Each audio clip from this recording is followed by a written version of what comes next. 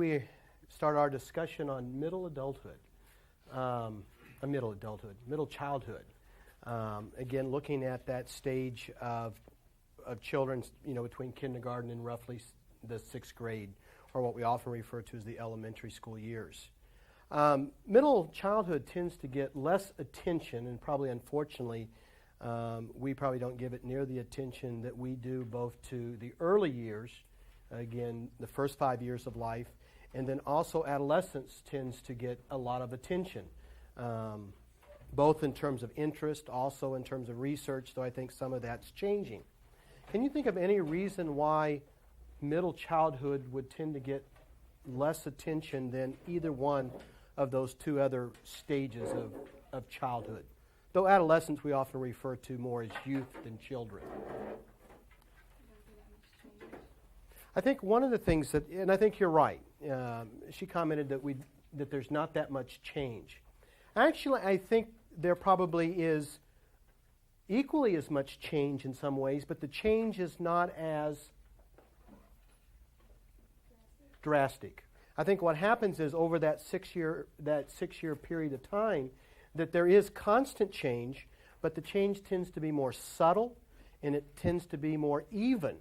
And so there's not drastic changes that draws a lot of attention to this particular period.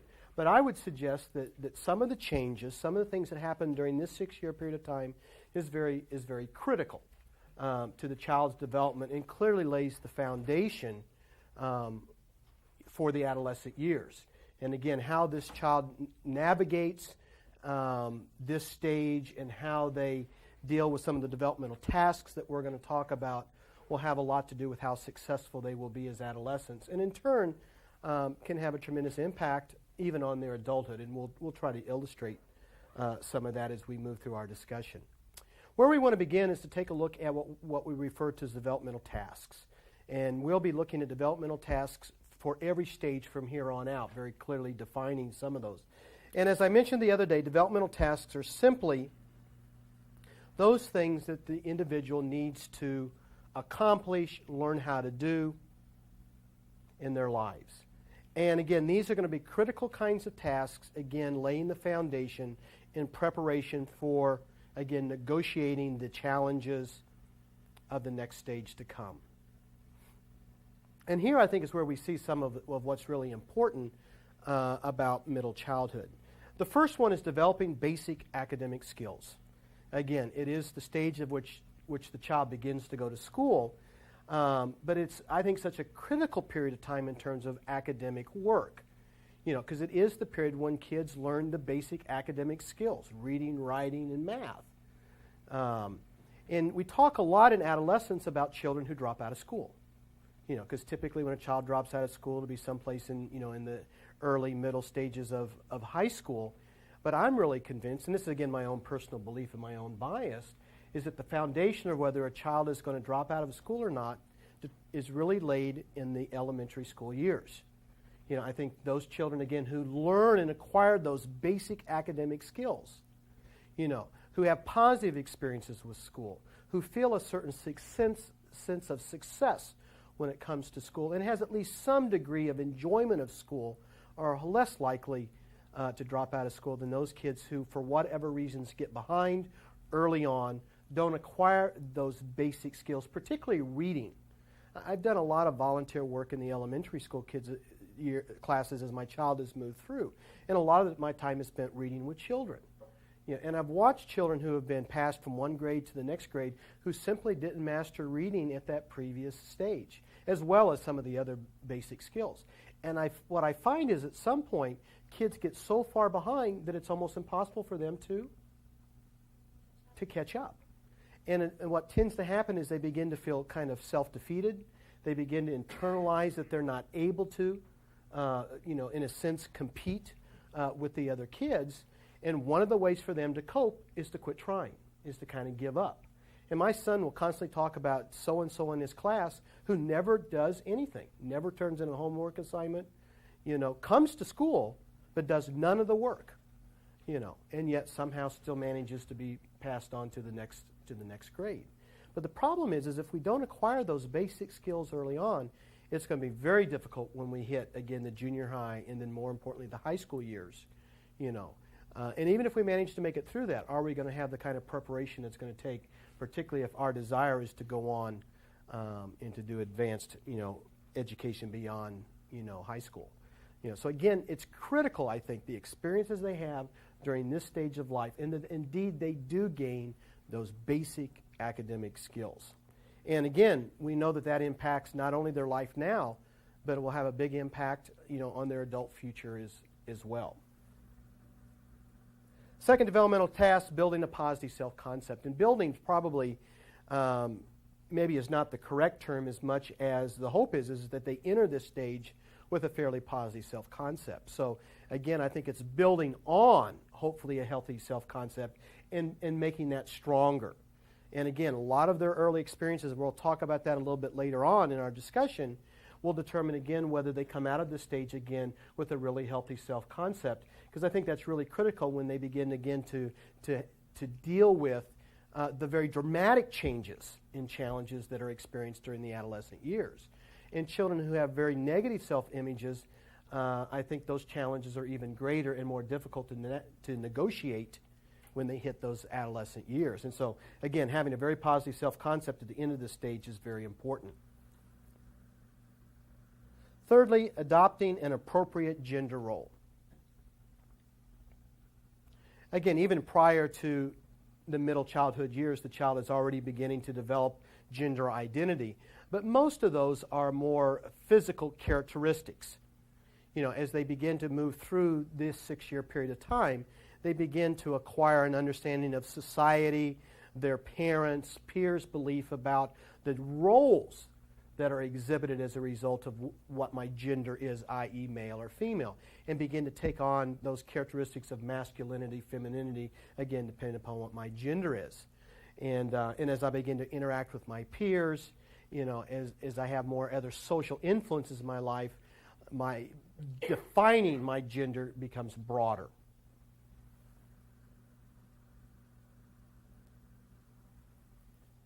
Now, clearly this started prior to middle childhood in terms of getting along with peers, but I think it takes on kind of a different twist during the elementary school years.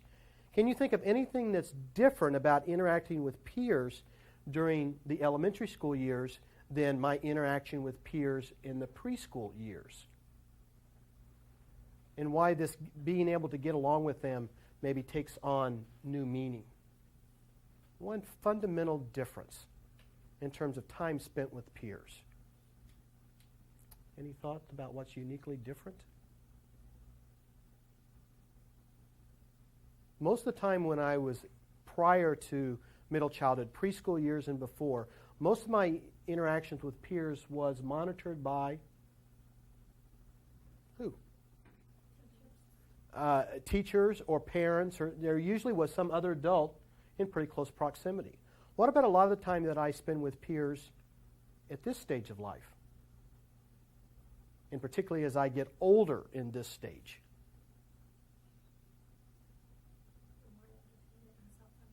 More independent, more self-functioning, and less supervision.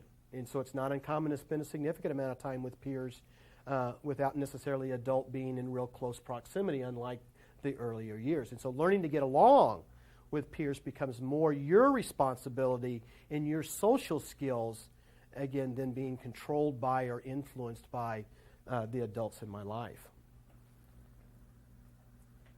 Another developmental task is becoming more personally independent. Again, we've talked a couple of times about the progression, and again, the ultimate goal, you know, as we move into young adulthood, to be an independent individual. And so these 6 years become critical in the sense of becoming more and more personally responsible for taking care of my life. Can you think of just a couple of areas where the elementary school child begins to exert more personal independence? And becomes even more so as they move through this stage. Obviously less so at kindergarten. By the time they're in 6th grade would even be more the case. What are some things that the child has taken responsibility for in demonstrating that personal independence?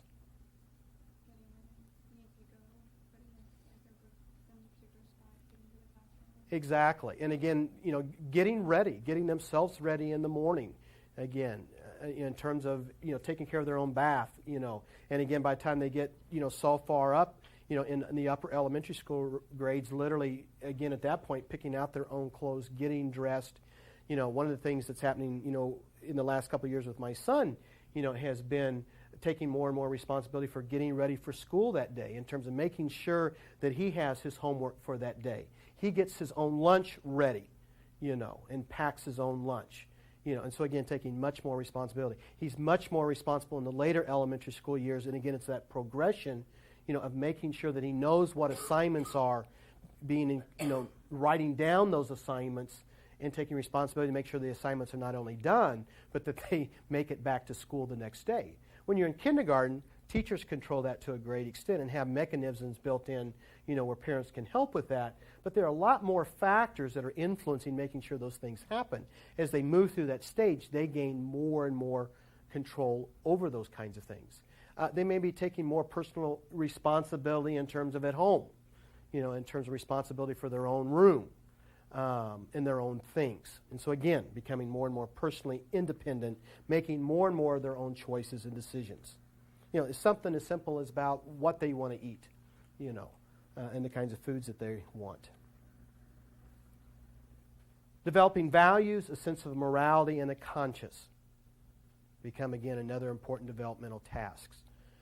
Again, it doesn't mean that the process isn't begun prior to this stage, but most behavior really in the early stages tends to be more influenced by consequences that, again, are imposed on children by the adults in their lives. And a lot of their moral judgments, and decisions are more based on, what I should do in response to avoiding certain consequences than really at that age having internalized a sense of right and wrong. As they begin to move through this stage, they really begin to internalize and have to make some choices and decisions about what I should do, shouldn't do, and have considerably more outside influences and pressures in making those decisions.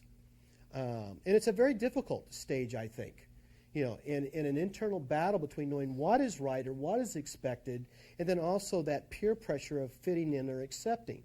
And I remember one particular situation where Matthew was with a group of boys, again, middle elementary school years.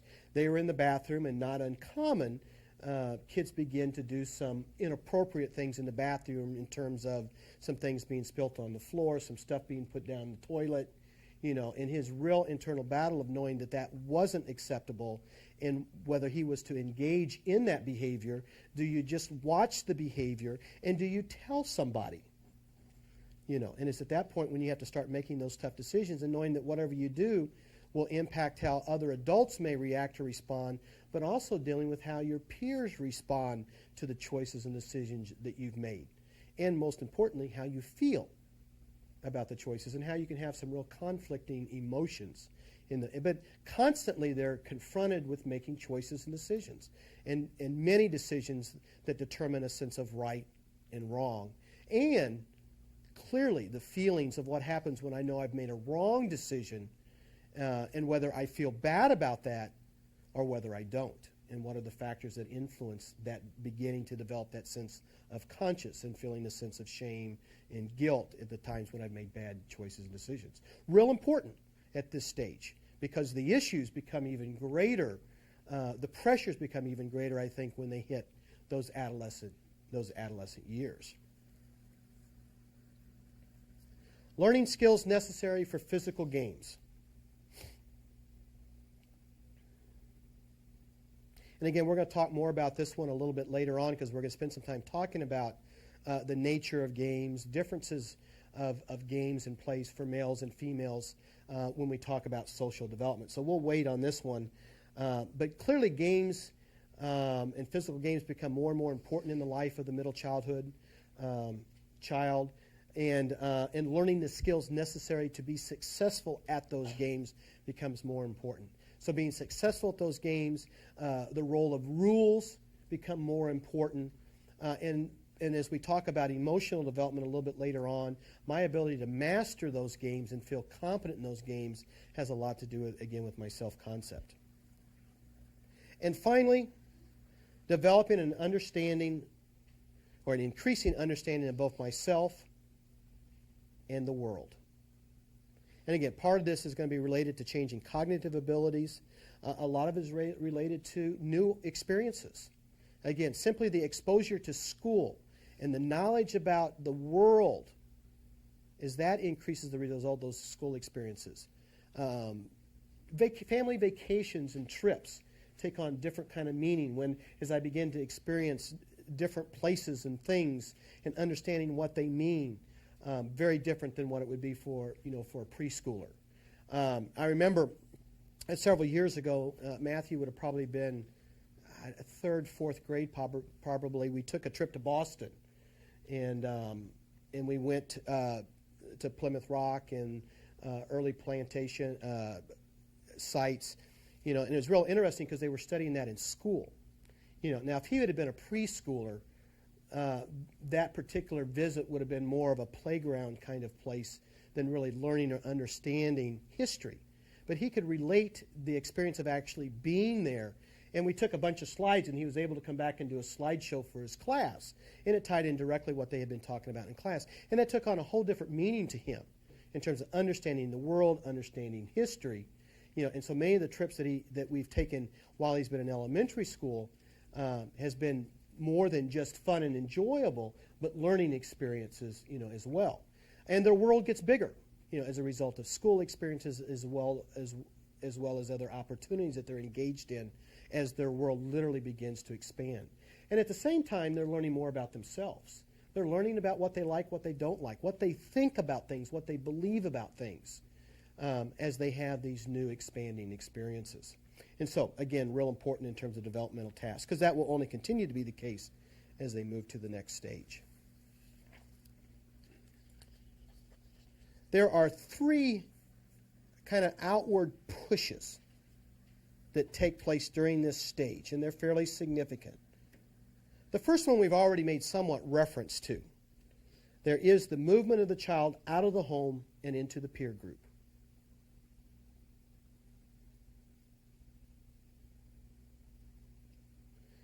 And clearly what we'll find, and we'll talk more about this in your reading, you'll do more reading, particularly in terms of changes that take place in terms of the child and parent relationship.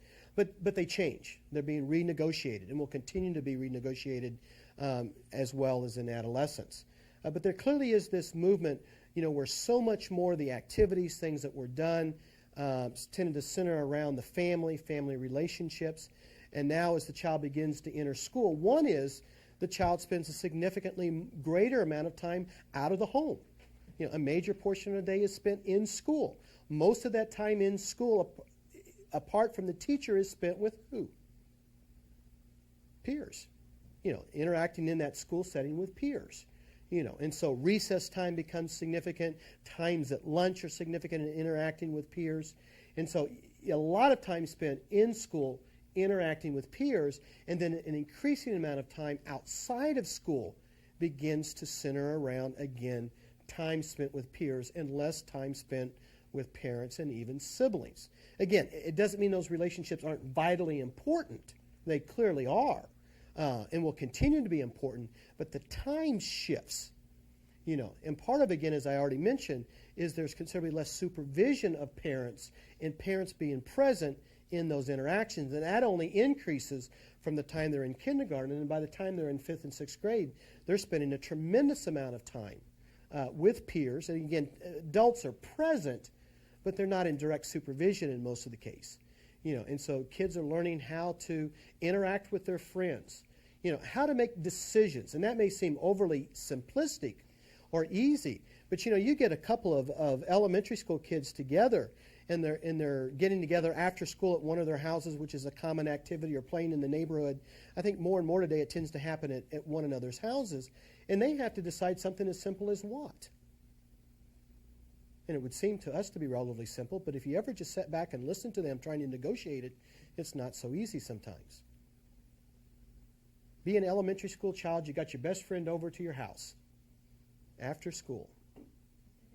What they're going to do. And I know that seems overly simplistic, But, one of the things that my son really loves to do with his friends is two things. One, play, outside playing basketball or baseball or whatever sport it may be, or playing video games.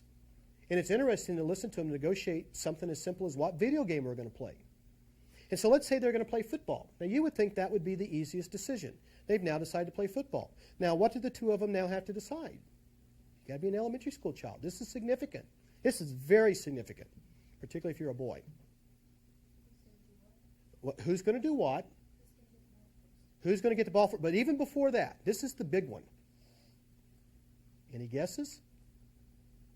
What team you are. It's really important. And again, it's amazing if you get two kids whose favorite team is the same team.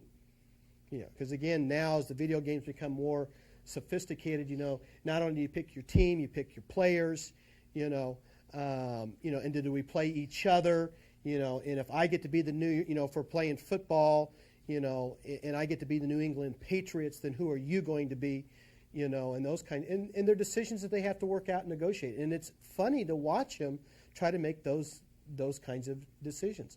Or if they're playing the same, who plays what, those kinds of things. And so again, they're learning those social skills of making decisions, and in some cases, resolving differences or differences of opinion.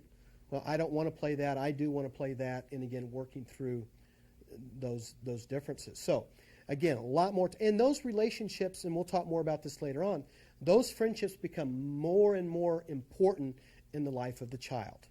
And again, they're spending more and more time. And I don't know if you remember, but one of the most significant events in an elementary school life is the first sleepover. That first night away from home on your own, somebody else's, home, or in some other setting. And a lot of kids have trouble making that transition, And now for my son, as he's gotten older, which is understandable, it's real important for him. And when we go down to the lake or when we're doing something, he really wants to bring a friend. And I really understand that. The bottom line is he enjoys time with us, and we still have a lot of time together, but it's not the same time. It's not the same experience as it is with his friends and the things that they like doing. And he has so much more fun doing the things he enjoys doing because he's an only child. So he spent most of his life playing alone a lot of the time. To be able to share that with a friend, much more enjoyable. So again, that peer group, that movement into the peer group, very significant outward push. There is a physical movement into the world of games and work. And again, like I said, we're going to talk more about games later on and the significance of games. Work may seem a little bit strange. What is the world of work for the elementary school child? Chores, and particularly in those households where that becomes an important part of their responsibility. And then what's the other? School, yeah. And again, it tends to be as children move up through the elementary school grades, the amount of homework, begins to increase and intensify. My son has math homework virtually every single night. And then typically we'll have something in one of the other courses. And there's no question in his mind that, and he enjoys school. But homework is what? It's work. And even though he likes school, it's still work. And if he had a choice and didn't have to do it, would he just on his own choose to do it? Not a chance in the world. It is work. And school is work. And that as you, again, move through and move up, in the level of the challenge of the work, it's work. And even if you're someone who enjoys school and loves the pursuit of learning, it still doesn't take away the fact that it's still a lot of work. And particularly to be successful at it takes a lot of effort. So there's the physical movement into the world of games and work. And then finally, and we'll talk more about this a little bit later on, there is the mental movement into the world of adult concepts, logic, and communication. When we talked about cognitive development, again, during the early years, we talked about pre-operational thought, before logic, or at least before adult concepts, before adult reasoning, before adult understanding, again, of concepts, of terms, of symbolism. These things are acquired during this stage. And so clearly there is a gradual progression to children thinking understanding, seeing the world, and how the world works much more like adults. And that clearly is a transition. That is a movement, again, from that pre-operational thinking, again, to more adult thinking. And again, when we get to cognitive development, we'll begin to identify some of the things that are changing and why some of those changes are taking place. And again, a lot of that is simply due, as we've already said, in Piaget's theory, new experiences, changes in brain development, and integrating those two together results in, again, in this movement or this transformation.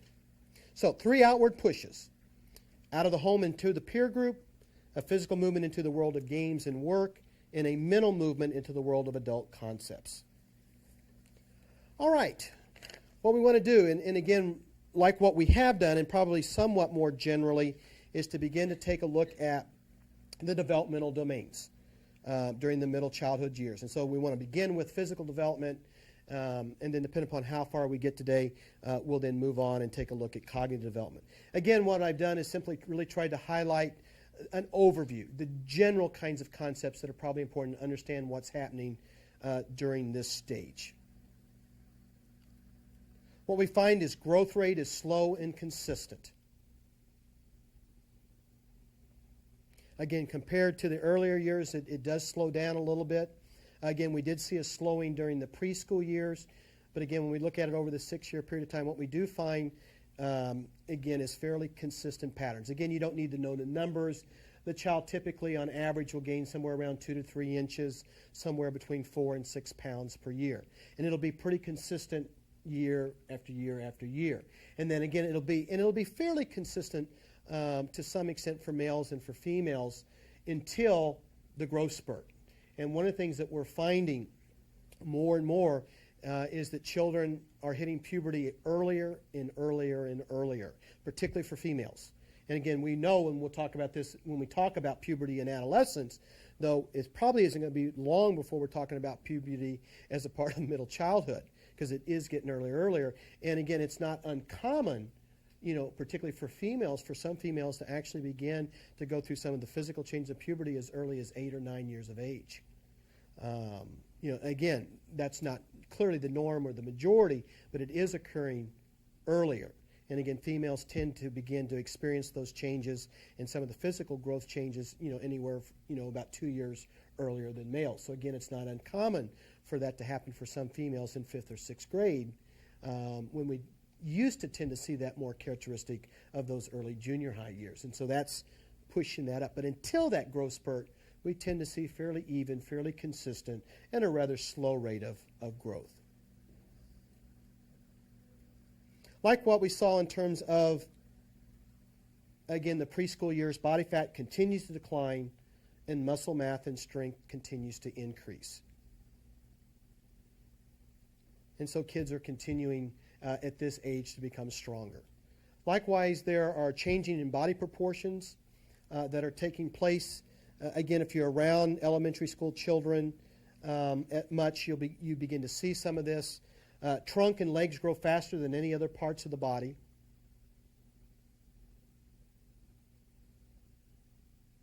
And so what we begin to see in many cases is again, that child looking taller and slimmer.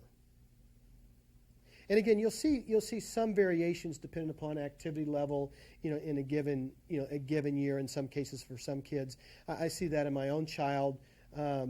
He's got not an injured ankle, but an ankle that's giving him some difficulty, and he's been restricted from physical activity, sporting activities, which is pretty much what he does most of the time. And you can begin to see his shape kind of change a little bit. And once he starts to play ball again, then he slims, right back down. But he does tend to be fairly tall and slim, and most of his friends are as well. And so again, trunk, legs grow faster than any other parts of the body. Again, as a result of the growth rate slowing, children need fewer calories during this period of time. However, somewhat different than the earlier years when kids tend to have a more internal mechanism for controlling amounts. Here's a situation where, again, growth rate is slowed down. The need for calories is less, but kids at this age group tend to have pretty pretty healthy appetites. The difference is if kids are given more food during this stage, they are likely to eat more food and will often eat more food or consume more calories than what they really need. And again, it becomes real important, again, I think for adults in the child's life to really begin to do some monitoring of proportion sizes. Because again, kids will, and I know for myself growing up as a child, I'm sure that I consumed a lot larger portions than probably what I really needed. And again, as I mentioned earlier, I was kind of taught, that you complete everything that's on your plate, and my sense is that some of those portions were probably a lot larger than what they needed to be. And what the assumption is that the child's getting older, and so the child getting older means they should need to eat more, and that's not necessarily the case, again, because we've got that slowed growth. One of the more alarming changes that have taken place, again, particularly during the middle childhood years, is that children in the 90s exercised less and were less physically fit than children 20 years ago. And again, there clearly are variations and regional variations to this. Can you think of some things that have contributed to this? And I think there are 2 or 3 really significant changes. Yeah. Exactly. One of the things that really has contributed to the change in exercise is the amount of TV and video. And again, when I was an elementary school kid growing up, and I know this dates me terribly, is there wasn't video games. And literally when I was an elementary school kid growing up, what was on TV in terms of options? Some of you are afraid to say because it would be a reflection of my age. Huh? Brady Bunch, but apart from the particular shows that were on, with the exception of Saturday morning cartoons, we had very limited number of channels. I was listening to the radio coming in and the advertisement. Now we have all the competition over disc versus cable TV. And you can get 120 channels. We were basically looking at somewhere between 3 and 5 channels, and so the options just weren't that great. And so when you came home and you turned the TV on, there really wasn't much to watch, and so you found other things to do. I remember the first day that MTV aired. Yeah, there was no MTV in my day or anything remotely close to it. I was in junior high. You were in junior high when it, So that was like in 7th grade. yeah. So were you glued to this tube? Yes, Yeah, to see what MTV was. yeah. And a lot of, It's really changed. yeah, it really has changed, and there are a lot of people still glued to MTV and all the other variations of it. But clearly, the increasing opportunities for video games, computers, again, there wasn't access, to VCRs at the time when I was growing up as an elementary school kid, so where you have your own library of not video games, but of videos to watch. And so an increasing number of kids, when they come home from school, spend a large amount of time not in physical exercise or physical activity, but again, glued to some monitor of some type. What else? Because I think there are several other things that are contributing to these changes. Yes? My parents went up and talked about kid safety then. I'm sure it wasn't around like violence that was around back then, but it seems like now the parents are more concerned, I guess, about it. Very definitely. I mean, society has changed so dramatically, and as a parent, I know that to be true. Parents are much more concerned about kids' safety.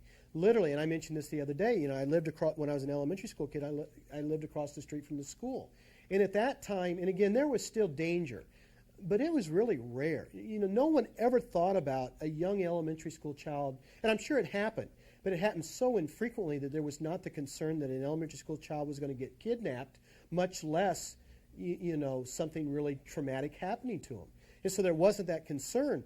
And so when you're in those middle elementary school years, as I said before, we ran the neighborhood. And nobody thought anything about you being several blocks away or playing with your friends up the street on one of the ball fields or over at the school. Nobody thought anything about it. And I know as a parent today, particularly during the early elementary school years, you just never knew anymore who might be where in your community. And we live in a very safe community, much less if you lived in a larger city.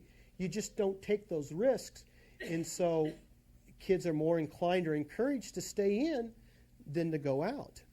Yeah, and again, the tendency is when they're outside to really closely monitor that.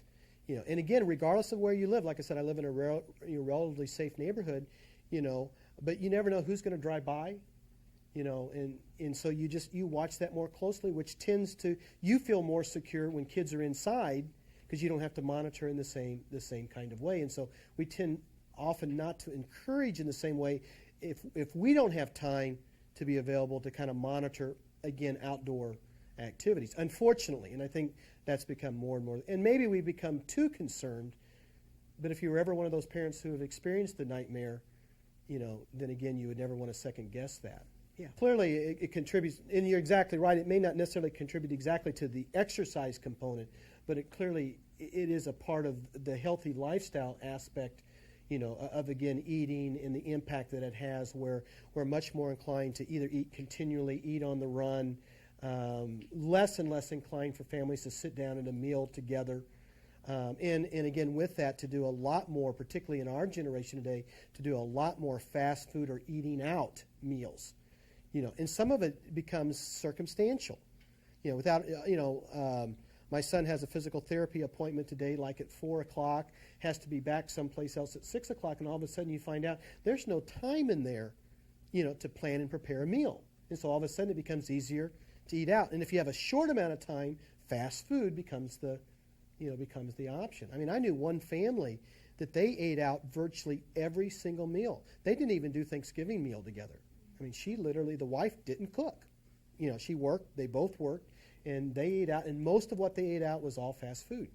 They alternated between McDonald's, Kentucky Fried Pizza, Taco Bell, and I mean, and that was not just one meal, that was most of the meals, and so clearly has an impact on what's happening. Can you think there are a couple of other things that are impacting, I think, the level of exercise? And clearly you've hit 2 or 3 of the really more important ones. I think adults don't exercise as much, so why should their children? Yeah, again, some of it is simply the role models that they have. And again, I think adult lives have become so consumed with balancing so many things in their lives that adults really struggle to develop any kind of routine or pattern towards exercise that would indicate or convey the importance of doing that. And like you said, if I'm a child watching my parents who never exercise or do anything physical, then why would I feel any real motivation, to do that? And then there's one other major area of their life that has been changing dramatically. Where did we used to have physical exercise influenced? In the schools. What's been happening there? Well, budget cuts, and what else? In terms of school curriculum.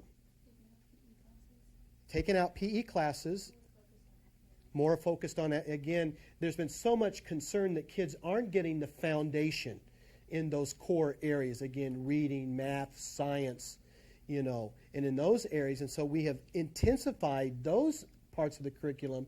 And in order to make room for those increases, we then have said and diminished the importance of physical exercise, even in terms of reducing. And we used to say, that, quote, what we referred to as recess was relatively meaningless, and we've even cut out recess.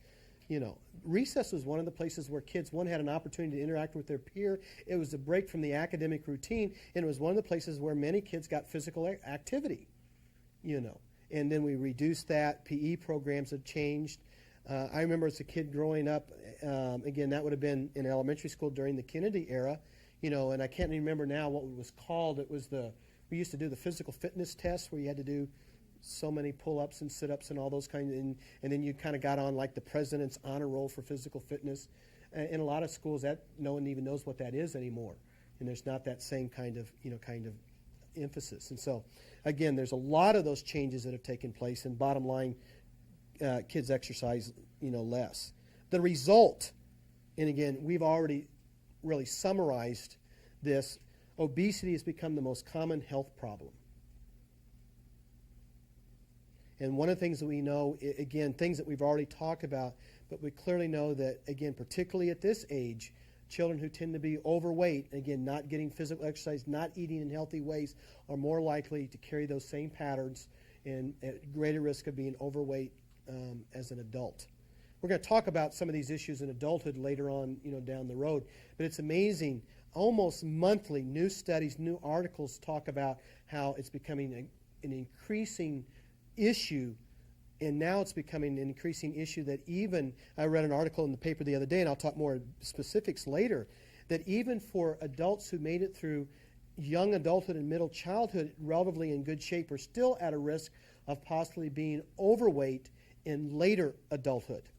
We tend to think if we made it through a certain point, then it was no longer a risk factor, and now we're finding it can be a risk factor at almost any stage of life. And so clearly, for a lot of the reasons we've already talked about, obesity clearly has become the most common health problem. And I do think as a society, I think now we have become at least made aware of that and are more concerned about it. The question is, will we make, with not only within society, but within families, will we make the changes necessary to begin to shift some of the trends that we're seeing?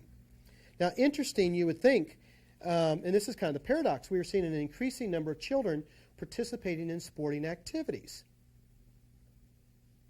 Now, that would seem to be a contradiction, but it's not.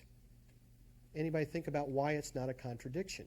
Because they don't do the physical activities at recess or in PE, and then kids like to be physical. They like to play physical. Okay.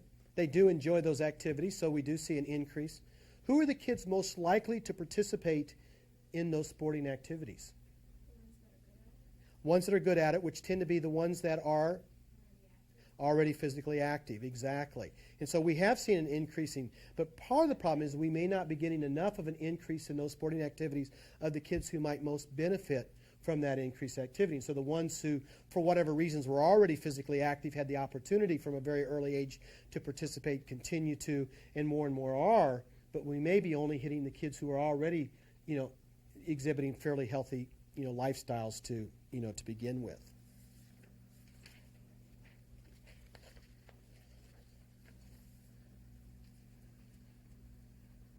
Looking real quickly at motor development, really what we're seeing, again, obviously, and again, as we said from the very beginning of the semester, development, is reflection of change.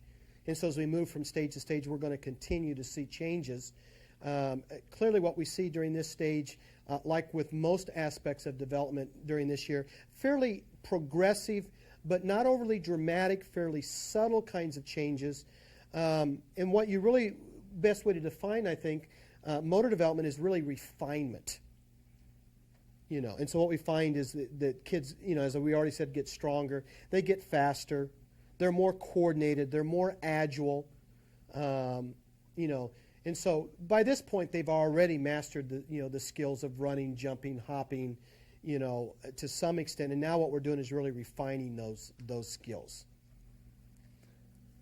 As a result, and we mentioned this a little bit in terms of preschool years, but it clearly becomes more characteristic of the elementary school children, is children at this stage may overestimate their physical abilities. Again, as they're refining those abilities and as they are becoming more fully developed, again, particularly in terms of speed, strength, coordination, balance, then what they're capable of doing, or what they believe they're capable of doing, may actually exceed their level of ability. Again, I don't know if you can think of, when you're an elementary school child, can you think of some things that to some extent there was a certain risk involved, though you may not have thought about it at the time? Activities involving motor skills. Monkey bars, in terms of not only how high you can climb, but what you might do on the monkey bars. And if you think about it, I'm hanging up, with my legs over, several feet above the ground, and I'm in control, and all of a sudden realize what happens if I come undone, head first into the ground. See if anyone comes up with one of the things that I love to do. That was it. Jumping out of swings. And it's interesting, swings have been around forever. And I remember as an elementary school kid, that challenge to see how high you could swing and how brave were you to get how high you could and then jump out, and how high was too high. Because you could get really high, and then you ever think you get really high and you think, I don't think so. Not this one, so you come back a little bit, and at some point you bail. And have you ever done the contest with your peers? to see who can get the most. Now that's where it really gets risky, particularly if you're a male, because status is real important to males. So you got to beat your friend. And then that's when you begin to push it a little bit too much. Now, I don't know if anyone ever had this experience with the swings, but have you ever swung so high when you wondered what it would be like to see if you could go all the way around the top? Yeah. I always thought it would be neat to see if I could get all the way around. Now, without realizing, because again, what you got to remember is you kind of take a risk, and sometimes you lack not only ability, but cognitive ability to think about the consequences of things that you have not yet experienced, is to realize that when you get to a certain point, you're in real trouble. Unless you got enough speed to really go over without falling out, real danger. Real quickly, can you think of some other examples of where kids, particularly today, elementary school kids, may push the limits a little bit? And I see it just walking around our neighborhood some. Climbing trees. And again, the whole issue, we've got this humongous tree in our backyard, and you look at that thing and you wonder, gosh, what would it be like to get to the very top? And my experience, and I never did a lot of tree climbing, but my experiences was, it's interesting, climbing up tends to be the easy part, but it's like when you get way up there and then you look down, and you start to think, now how the heck am I getting down, from this? And going down didn't seem quite as easy as going up. And what's interesting now is we've now gone from climbing trees to what? This was not available when I was a kid growing up. Still involved climbing. Rock climbing. Yeah, my son's done that on a couple of occasions and really enjoys it, I'm not sure that I'm going to venture into rock climbing at this point. But again, mastering rock climbing. Again, the things that we're capable of doing and the risks that we take with skateboards and bicycles today, far different than anything that, when I was a kid growing up, riding a bike was riding a bike. It was to get someplace. And the only risk was maybe how fast you rode, but nothing compared to figuring out what in the world we can jump. And it's interesting to watch the things that people try to jump. And then we see numerous kind of shows in terms of things that people have tried to jump that maybe they shouldn't have tried to jump, and some of the accidents as a result of it. So again, one of the things that happens at this stage is maybe overestimating abilities, and at times taking some unnecessary risks. All right, we'll stop here and we'll pick up next time.